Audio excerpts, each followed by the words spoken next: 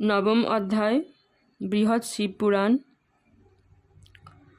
শর্মা কর্তৃক সীতাকে প্রবোধদান ও রামের সহিত সুগ্রীব হনুমানাদির মিলন। হনুমানের লঙ্কা প্রবেশ, চণ্ডী পূজা, লঙ্কাদগ্ধ, সীতার সহিত কথোপকথন ও হনুমানের পুনরাগমন। অশোক কাননে কান্দে জানকী সুন্দরী, হেনকালে তথা আসে রমণীয়া নারী। গজেন্দ্র গমনে ধ্বনি করি আগমন, সীতার নিকটে আসি বসিল তখন। সম্মোধিয়া মিষ্টভাষে জানকীরে কয়, রোদন করিয়া সতী নাহি ফলদয়। রোদন সম্বর্ধনী ওগো গুণবতী, অবশ্য লোভিবে তুমি আপনার পতি। শ্রীরাম পরম ব্রহ্ম রাজার নন্দন, লক্ষ্মী অবতার তুমি জানে সর্বজন। হরণ করিল তোমা রাবণ দুর্মতি, ইহার উচিত ফল দিবে সীতাপতি। সবংশে মরিবে দুষ্ট রাম কোপানলে, উদ্ধার করিবে তোমা রাম কুতূহলে। ধৈর্য ধরি কিছুকাল করহ যাপন, অবশ্য পাইবে সতী রাম দর্শন। শর্মার বাক্য শুনি জনক নন্দিনী, কান্দিতে কান্দিতে কহে মৃদু মৃদু বাণী। শরমে কহিলে যাহা নাহিক সংশয়, প্রবোধ মানে না কিন্তু আমার হৃদয়। মুহূর্ত অসহ্য হয় অদর্শনে যার, কিরূপে সহিব বলো বিরহ তাহার। তার অদর্শনে বুঝি যায় গো জীবন, কিরূপে বাঁচিব বলো শরমে এখন। কোথা রাম গুণময় করিছ বসতি, তোমার বিরহে মরি ওহে রমাপতি। দারুণ শিবের ধনু করিয়া ভঞ্জন, করেছিলে তুমি নাথ আমারে গ্রহণ। নয়নে নয়নে সদা রাখিতে হে যায়, সেই সীতা রক্ষ গৃহে জীবন হারায়। মিষ্টভাষে সদা তুমি তৃষিতে যাহারে, মিষ্টভাষে সদা তুমি তুষিতে যাহারে। কেশ বান্ধি দিতে যার নিজ পদ্ম করে, আপন অঞ্চলে যার মুছাতে আনন। আপনি যাহার চক্ষে দিতে হে অঞ্জন, সে সীতা তোমার আজি অশোক কাননে। বেষ্টিত হইয়া আছে যত রক্ষগণে, দুর্মতি রাবণ কবে করে বলাৎকার। এই ভয়ে সদা কান্দে অন্তর আমার, তরা করি আশীনাথ দেহ দর্শন। নতুবা হারায় বুঝি অকালে জীবন। এই রূপে সীতা সতী রাজার নন্দিনী, অবিরল ডাকে রামে কোথা রঘুমণি। অবশেষে সীতা দেবী মুদিয়া নয়ন, রামের মোহন রূপ করেন চিন্তন। বলে সতী আহা বিধি কি কাজ করিলে, অভাগীরে কষ্ট দিলে কোন কর্ম ফলে। কোথা নাথ রঘুমণি দেহ দর্শন, অন্ধকার চারিদিক করি নিরীক্ষণ। বারেক আসিয়া দেখো ওহে রঘুপতি, কিভাবে রয়েছে আজ তব সীতা সতী। আদর করিতে কত চিবুক ধরিয়ে, কত আশা দিতে নাথ কোলেতে লইয়ে। করিতে হে প্রেমালাপ মধুর বচনে, রাখিতে সতত নাথ নয়নে নয়নে। এই রূপে রঘুনাথে করিয়া স্মরণ, কান্দিয়া জানকী হন সকাতর মন। এদিকে সীতার লাগি কমল লোচন, বনে বনে অবিরত করেন ভ্রমণ। কান্দিতে কান্দিতে কহে লক্ষণ দেবরে, কাননে গেলেন কেন মৃগ ধরিবারে। নতুবা জানকী মম হতো না হরণ, রাখিতে নারী নুহাই রমণী রতন। কেন আর সরাসন ধরিয়াছি করে, আমার উচিত নহে ধনু ধরিবারে। ক্ষত্র হয়ে নারী রক্ষা করিতে নারিল, উচিত তাহার পক্ষে বনবাস ভালো। করেছেন সুবিচার জনক আমার, কা পুরুষ মম সম কিবা আছে আর। যেই জন ধর্মপত্নী রাখিবারে নারে, কিরূপে পৃথিবী সেই শাসিবারে পারে। রঘুবংশে পূর্বতন যত রাজগণ, কত কীর্তি করেছেন জানে সর্বজন। ভালো কীর্তি রাখিলাম আমি পাপমতি, রক্ষিতে নারী নুহায় ধর্ম স্বধর্মণী সতী। এত বলি রঘুনাথ সে স্থান ত্যাজিয়ে, কুঞ্জের ভিতরে পরে পশিলেন গিয়ে। কুঞ্জের পরম শোভা করি দর্শন, অশ্রু জলে শ্রীরামের ভাসিল নয়ন। লক্ষণের সম্মধিয়া কহেন তখন, সেই কুঞ্জ এই ভাই কর দর্শন। মানস তুজিত মম হেরিলে নয়নে, এখন হেরিয়া হৃদি বিধিতেছে বানে। পূর্বের গোলাপ ওই দর্শন করি, হৃদয়ে বিরহে জলে প্রাণে বুঝি মরি। বকুল পাদপ ওই কর দর্শন, উহার কুসুম সীতা করিয়া গ্রহণ। কবরী বন্ধনে সীতা করিত যতনে, এখন ব্যাকুল হেরি দহিতেছে প্রাণে। সীতা বিনা যায় বুঝি আমার জীবন, হায় হায় কোথা গেল জানকী রতন। কোথা প্রিয়ে দর্শন দেহ একবার, তোমার বিরহে যায় জীবন আমার। এরূপে কান্দিয়া রাম লক্ষণে ডাকিয়া, কহিলেন সকাতরে করুণা করিয়া।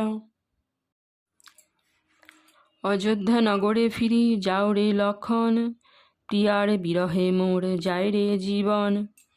নিবেদন কর মম মাতা কৌশল্যারে, যতন করিতে সদা পুত্র বলি যারে।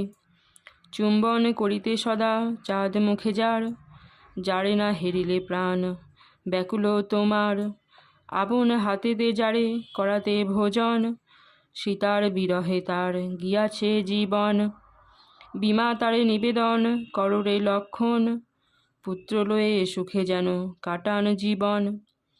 অযোধ্যা নগরে আর ফিরি নাহি যাব, সমাজে কিরূপে বলো বদন দেখাবো। 14 বর্ষ বন মাঝে করিয়া যাপন, অযোধ্যা নগরে পুনঃ যাইব যখন। জিজ্ঞাসা করিবে মোরে পুরবাসীগণে, দেশে এলে রঘুনাথ লইয়া লক্ষণে। সীতা সতী কোথা রইল বলহ বচন, তখন উত্তর কিবা দিব রে লক্ষণ। কিরূপে বলিব সীতা হরণ হয়েছে, কিরূপে বদন বলো দেখাবো সমাজে। হায় হায় কি কঠিন আমার জীবন, এখনো ত্যাজিছে নাহি মানব ভবন। এরূপে রোদন করি রাম রঘুবর, নয়ন মুদিয়া বসে কানন ভিতর। চক্ষু মুদি সীতারূপ করেন চিন্তন, দ্বিগুণ বাড়িল তাহে অন্তর দহন। সে স্থান ত্যাজিয়া পুনঃ চলিতে লাগিল, সঙ্গে সঙ্গে মৌনভাবে লক্ষণ চলিল। ভ্রমিতে ভ্রমিতে বনে রঘুর নন্দন, অকস্মাৎ এক স্থানে করেন দর্শন। সীতার নূপুর আছে ভূমিতে পড়িয়ে, ব্যস্ত হয়ে রঘুবর নিলেন তুলিয়ে। লক্ষণে সম্মধি পরে কহেন বচন, প্রাণের লক্ষণ এই কর দর্শন।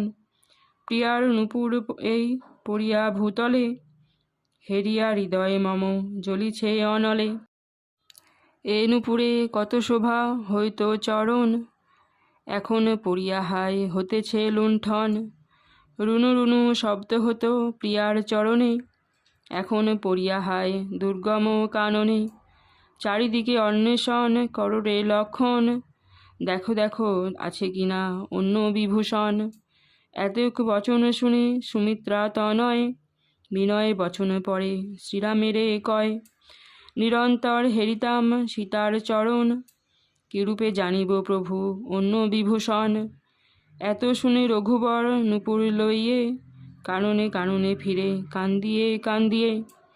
অকস্মাৎ এক স্থানে হয় দর্শন, সীতার উত্তরী বস্ত্র হতেছে লুণ্ঠন।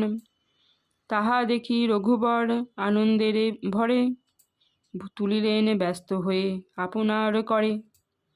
এক দৃষ্টে তার প্রতি করি নিরীক্ষণ, অশ্রু জলে ভাসি যায় রামের নয়ন। বসন স্থাপন করি হৃদয় উপরে, লক্ষণে সম্মধি কেন কন সুমধুর স্বরে। প্রিয়ার বসন ভাই কর দর্শন, সীতা অঙ্গে শোভা পেত উত্তরী বসন। হায় হায় সেই বস্ত্র ভূতলে পড়িয়ে, জানকী কোথায় মম রহিয়াছে গিয়ে।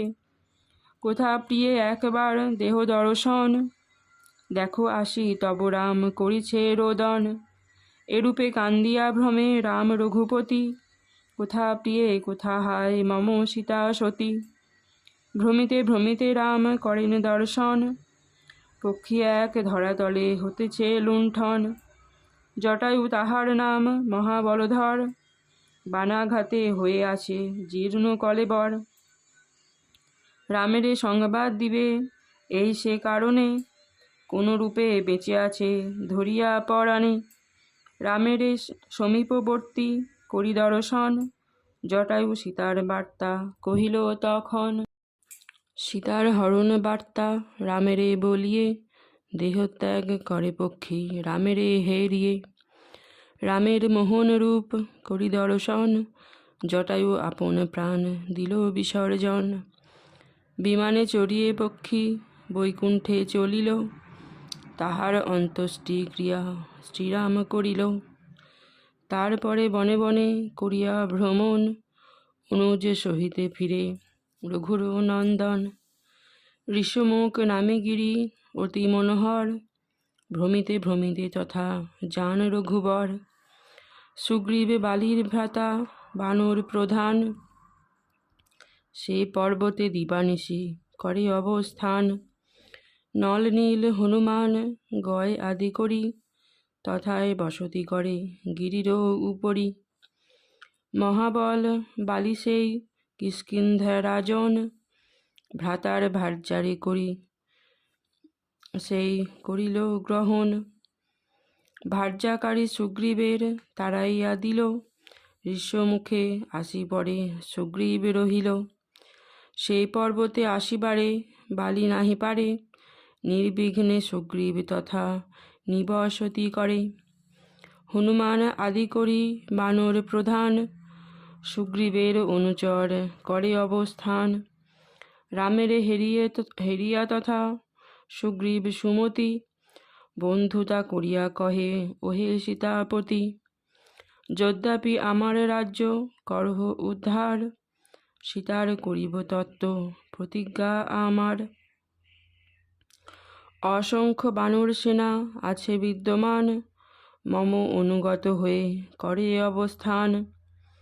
ভল্লুক কত আছে কে গণিতে পারে, জাম্বুবান সর্বশ্রেষ্ঠ হেরহ উহারে। ইহাদিকে চারিদিকে করিয়া প্রেরণ, সীতার করিব তত্ত্ব আমার বচন। এতেক বচন শুনে রাম রঘুবর, সৌহার্দ্য করিয়া কহে ওহে কপিবর। কিষ্কিন্ধা রাজ্যতে তোমা বসাবো আসনে, বিহার করিবে সদা বালি ভার্যাসনে। পশ্চিমে যদ্যাপি হয় ভাস্কর উদয়, তথাপি রামের বাক্য কভু মিথ্যা নয়। রামের এতেক বাক্য করিয়া শ্রবণ, পরম আনন্দ লভে সুগ্রীব রাজন। হনুমান করজোড়ে রাম পাশে আসি, বিনয় বচন কহে ওহে কালো শশী। পরব্রহ্ম তুমি রাম জেনেছি অন্তরে, অধীনে করিয়া দয়া এখানে আসিলে। পরম ভক্ত আমি ওহে রঘুবর, তব রূপ সদা চিন্তে আমার অন্তর। কি ভয় নাথ আমি বিদ্যমানে, তোমার প্রসাদে আমি যাব অন্বেষণে। সসাগর বসুন্ধরা করি অন্বেষণ, সীতা তত্ত্ব আনি দিব কমল লোচন। যাহার ভক্তি থাকে তোমার উপরে, অসাধ্য তাহার কিবা বলহ সংসারে। তব নাম যেই জন করো এ শরণ, ভববন্ধ সেই জনে না করে বন্ধন। তোমার চরণে করি শত নমস্কার, তব পরি ভক্তি যেন রহে অনির্বার। হনুমান এই রূপ করিছে স্তবন, পরম সন্তুষ্ট তাহে কমল লোচন। হাসিতে হাসিতে কন পবন কুমারে, তুমি মম ভক্ত শ্রেষ্ঠ জানি হে অন্তরে। তোমা হতে মম কার্য হইবে উদ্ধার, রটিবে তোমার কীর্তি জগৎ সংসার। এই রূপে আলাপন করিয়া সকলে, পরম আনন্দ ভরে রহে গিরি পরে। তারপর রামচন্দ্র বালিরে বর্ধিয়ে, সুগ্রীবেরে দেন রাজ্য পুলক হৃদয়ে। রাজ্য পেয়ে কপিরাজ প্রণমী অন্তরে, নগর প্রবেশ করে লয়ে অনুচরে। অনুজ সহিতে রাম রহে গিরি পরে, সীতার উদ্ধার আসে ব্যাকুল অন্তরে। কার্তিক মাসেতে পরে সুগ্রীব ধীমান, পূর্ণিমাতে উপনীত রাম বিদ্যমান। বিনয় বচনে কহে রাম রঘুবরে, শুনো শুনো হয়ে প্রভু বলি হে তোমারে। অসংখ্য অসংখ্য কপি হয়েছে আগত, মহাবল সকলেই তব অনুগত। অসংখ্য ভল্লুক আছে মম অনুচর, প্রবল প্রতাপ সবে ওহে রঘুবর। সীতা অন্বেষণে সবে করুক গমন, আসিবে মাসেক মধ্যে পুনঃ সর্বজন। এত বলি রঘুবর কপির রাজন, পাঠাইল দূতগণে সীতার কারণ। কতক উত্তরে গেল কতক পশ্চিমে, পূর্ব দিকে গেল কত না যায় গণনে। দক্ষিণ দিকেতে গেল বীর হনুমান, অঙ্গদ করিয়া আদি আর জাম্বুমান। অঙ্গদ করিয়া আদি আর জাম্বুবান, রামের অঙ্গুরি হনু করিয়া গ্রহণ। সীতা অন্বেষণে করে দক্ষিণে গমন, কপিমূর্তি মহেশ্বর দুষ্কর সাধিতে, অঙ্গুরি লইয়া চলে দক্ষিণ দিকেতে। সীতা লাগি নানা স্থানে করি অন্বেষণ, বিষণ্ণ হইয়া সবে বসিল তখন। মাসিক মধ্যেতে ফিরি যাইতে হইবে, সুগ্রীবের আজ্ঞা নইলে পরাণ যাইবে। নিয়মিত কালগত হইল দেখিয়া, মরণ নিশ্চয় ভাবে বিষণ্ণ হইয়া। হনুমান জাম্বুবান অঙ্গদাদি করি, মরণে নিশ্চয় হয় রাম রাম সরি। হেনকালে সেই স্থানে কানন ভিতরে, সম্পাতি নামেতে পক্ষী ছিল বৃক্ষ পরে। বহুদিন দগ্ধপক্ষ ছিল বিহঙ্গম, রাম নাম শুনি পক্ষী উঠিল তখন। তখন বানরগণে সম্বোধন করি, কহিল সে শুনো শুনো যত বনচারী। সীতার লাগিয়া সবে করিছ ভ্রমণ, লঙ্কাধামে সীতা দেবী আছেন এখন। রাবণ হরিয়া গেল আপন নগরে, রাক্ষসী বেষ্টিতা সীতা সদা খেদ করে। পক্ষীর মুখেতে ইহা করিয়া শ্রবণ, আনন্দে পূরিত হয় যত কপিগণ। ব্যস্ত হয়ে উঠি সবে আনন্দ অন্তরে, ক্ষণ মধ্যে উপনীত জলনিধি তীরে। ভীষণ সাগর জল করি নিরীক্ষণ, চকিত অন্তর হয় যত কপিগণ। হনুমান শিবমূর্তি সানন্দ অন্তরে, জলনিধি পারে যেতে অভিলাষ করে। রাম নাম হৃদি মাঝে করিয়া স্মরণ, বায়ুবেগে মহাবীর উঠিল তখন। শূন্য মার্গে লম্ফ দিয়া উঠি কপিবর, গমন করিল বীর রাক্ষস নগর। পথিমাঝে সিংহিকারে করিয়া নিধন, মৈনাক পর্বত স্পর্শ করিয়া তখন। সন্ধ্যাকালে প্রবেশিল রাক্ষস নগরে, পুরী মধ্যে চারিদিকে বিচরণ করে। সপ্তরাত্রি এইরূপ করি বিচরণ, অসংখ্য রহস্যবীর করে দর্শন। কিন্তু নাহি দেখি কোথা জানকী দেবীরে, মরিয়াছে সীতা দেবী হেন বোধ করে। এই রূপে মনে মনে ভাবিয়া তখন, ভ্রমিতে ভ্রমিতে যার অশোক কানন। রক্তবর্ণ পুষ্পে বন কিবা শোভা ধরে, তথায় যাইয়া বীর দর্শন করে। পরম সুন্দরী এক বসিয়া তথায়, চারিদিকে রাক্ষসিয়া বেরিয়া তাহার। কপিবর সাধ্যি চিহ্ন করি দর্শন, জানিল জানকী এই শ্রীরামের ধন। ধীরে ধীরে বৃক্ষ পরি আরোহণ করি, দেখিতে লাগিল বীর রাম নাম সরি। অকস্মাৎ দেখে তথা আসি দশানন, সীতারে দিতেছে দুষ্ট নানা প্রলোভন। জানকী তাহারে কত করেন ভৎসনা, তারপর গেল দুষ্ট আপন আগার। তাহা দেখি কপিবর নামিয়া তখন, ধীরে ধীরে সীতা পাশে করিল গমন।